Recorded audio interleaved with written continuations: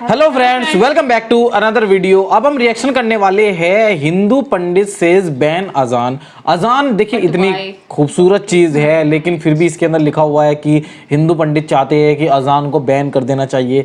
मुसलमान की इतनी प्यारी चीज, आप किसी धार्मिक चीजों को इस तरह से, किसी के धर्म से रिलेटेड चीजों को इस तरह से कैसे बंद करवा सकते हो? मतलब आपका क्या हक बनता है? मैं ये कहना चाहूंगा, मैं सिर्फ ये नहीं कह रहा हूँ कि मैं सिर्फ मुस्लिमों का साथ दे रहा हूँ या हिंदुओं को खिलाफ हो रहा हूँ या हिंदुओं का साथ दे रहा हूँ मुस्लिमों के खिलाफ हो रहा हूँ। मैं ये कह रहा हूँ, अगर कोई हिंदू धार्मिक चीज़ों को भी इसी तरीके से कहेगा कि हिंदुओं में हनुमान चालीसा पढ़ना बंद कर देना चाहिए या फिर हिंदुओं में घंटी बजाना बंद कर देना चाहिए, है ना, ये चीज़ें अगर कोई जस्ट एग्जाम्पल अगर बोलेगा तो हमें कितना बुरा लगेगा।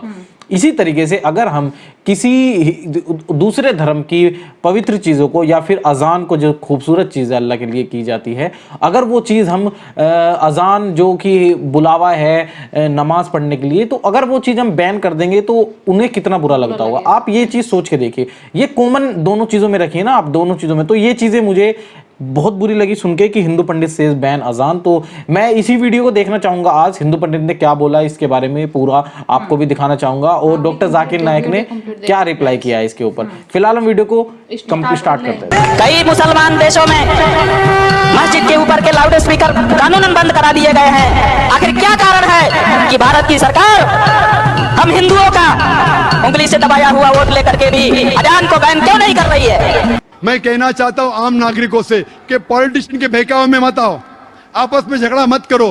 हिंदू मुस्लिम साथ में रहना चाहिए। जैसा मैंने कल कहा था, मजहब नहीं सिखाता आपस में बैर रखना।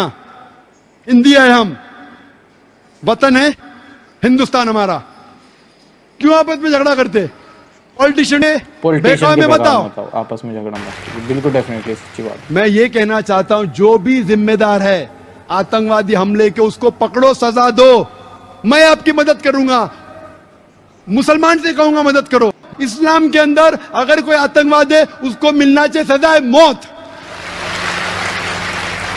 मैं सख्त लॉ के फेवर में हूं, लेकिन ये कहना चाहता हूं, आप टाडा लिख के पोटा लेके, पोटा लेके मकोका लेके, मैं आपके साथ हूं। लेकिन अगर कोई बेगुनाह को कोई मकोका में डालता है और अगर 6 महीने बाद, 1 साल बाद साबित होता है बेगुनाह, पुलिस ऑफिसर को अंदर डालो।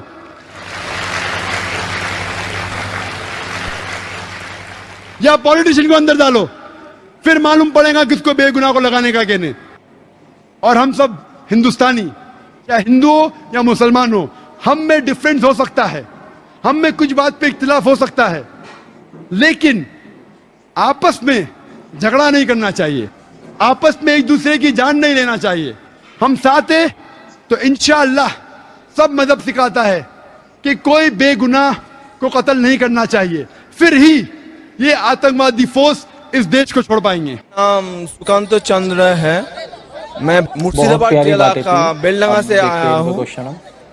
मेरा सवाल है, इस्लाम और राजनीति में क्या फर्क है, मुझे ये जानना है। वैसे मैं जानना चाहता हूँ किधर खड़े, इतना बड़ा सैलाब है इंसानों का, पूरा समुद्र है, सेकंड माइक्रोफोन किधर है? माशाल्लाह, उधर सेकंड माइक्रोफोन। जी हाँ, सेकंड माइक्रोफोन उधर है ना? हाँ हाँ जी हाँ।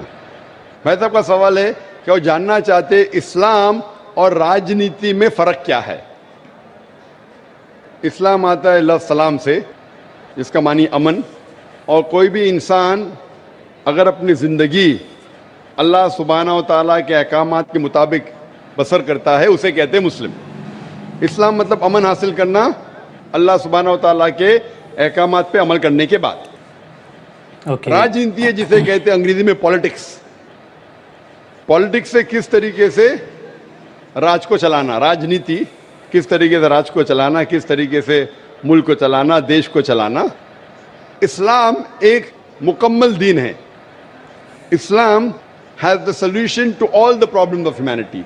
इस्लाम एक मुकम्मल दीन है, वो सिर्फ कुछ चीज़ों के बारे में जिक्र नहीं करता, बल्कि मुकम्मल दीन है जो एक इंसान को किस तरीके से जिंदगी बसर करना चाहिए इस दुनिया में, उसके बारे में जिक्र करता है। ये पॉलिटिक्स लफ्ज़ जो है, आज की तारीख में पॉलिटिक्स अक्सर गंदा हो चुका है। तो लोग जब पॉलिटिक्स बोलते हैं तो लोग समझते हैं ये गंदा शब्द है, लेकिन इस्लाम में अल्हम्दुलिल्लाह किस तरीके से देश पे हुकूमत करना, उसके बारे में भी जिक्र है। आज की पॉलिटिक्स और इस्लाम में ज़मीन आसमान का फ़र्क है, लेकिन इस्लाम में पॉलिटिक्स है। इस्लाम मानता है खिलाफत में एक खलीफा होता है, और वो खलीफा जो सारी खिलाफत में ऊंचा दर्जा लगता है, वो डिसीजन लेता है बेस्ड ऑन कुरान एंड सही हदीस। तो कुरान जिस तरीके से हर मुल्क का एक कॉन्स्टिट्यूशन होता है, आखिरी कॉन्स्टिट्यूशन दुनिया का ये Quran is the world constitution. सारी दुनिया का कॉन्स्टिट्यूशन कुरान है। किस तरीके से जिंदगी को बसर करना चाहिए, क्या चीज फर्ज है, क्या चीज हराम है, क्या चीज मुबाह है, इसमें सारी डिटेल है।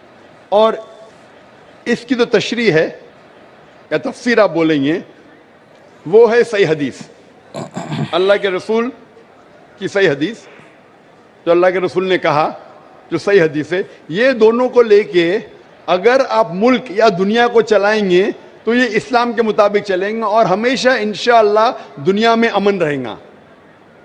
अफसोस की बात है कि आज दुनिया में एक भी मुल्क नहीं है जो मैं कह सकता हूं कि 100% कुरान और सही हदीस पे चल रहा है।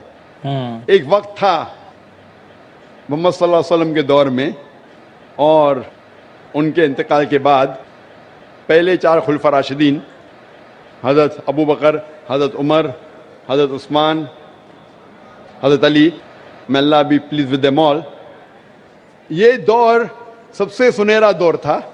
और सही राजनीति आप जानना चाहते तो इनको देखिए, इनके दौर को देखिए, अल्लाह के रसूल और पहले 4 खुलफा राशिदीन के दौर। इनमें आपको सबसे बेहतरीन मिसाल मिलेंगी किस तरीके से हुकूमत करना चाहिए। ये सबसे अच्छी मिसाल है।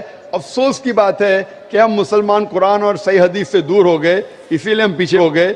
इंशाअल्लाह मुसलमान जब कुरान और सही हदीस के करीब आएंगे तो इंशाअल्लाह फिर से ऊंचाई पे आएंगे। तो दोस्तों वीडियो देखिए, ये आप लोग अगर डिसाइड कर लो कि हाँ आपको किस चीज को फॉलो करना है, अच्छे से फॉलो करना है, एक चीज अगर आप कंसिस्टेंसी बना के रखते हो, डिसिप्लिन देखते हो, हर मजहब में अच्छी चीजें होती है, अच्छी चीजों को फॉलो करते हो, तो आप डेफिनेटली खुदा के हिसाब से जीवन अपना जी सकते हो। और जो कि इसके अंदर, जैसे मैंने पहले ही ऑलरेडी बोल दिया है कि पंडित जी ने जो कहा है कि अजान को बैन कर देना चाहिए, हम अपनी किसी भी चीज़ को, अगर हमें बुरा लगता है, हमारी कोई भी चीज़ अगर बैन हो जाएगी या हमारी धर्म से रिलेटेड कुछ भी चीज़ बैन हो जाएगी तो सामने वाले को भी तो बुरा लगता होगा। तो इसीलिए हम खुद को, मतलब दूसरों को क्यों बुरा पहुंचाए। तो इसीलिए मेरा मानना यही है, इंसानियत के नाते किसी को दुख देना ये अच्छी बात नहीं होती है। तो डेफिनेटली अजान को बैन करना इज नॉट द सॉल्यूशन। ये कोई सॉल्यूशन या फिर कोई चीज़ तो है नहीं है जो आप बैन कर दोगे, ये किसी से के ईमान से। और डॉक्टर जाकिर नायक ने वाकई लाजवाब जवाब है इनके पूरे के पूरे। आप लोगों को बताइए, आप लोगों को कैसी लगी वीडियो, पसंद आई है तो लाइक जरूर करना, कमेंट जरूर करना, शेयर जरूर करना, सब्सक्राइब जरूर करना। Thank you for watching this video. मिलते हैं आपसे इस तरह की नेक्स्ट वीडियो में, तब तक के लिए tata bye bye and take care.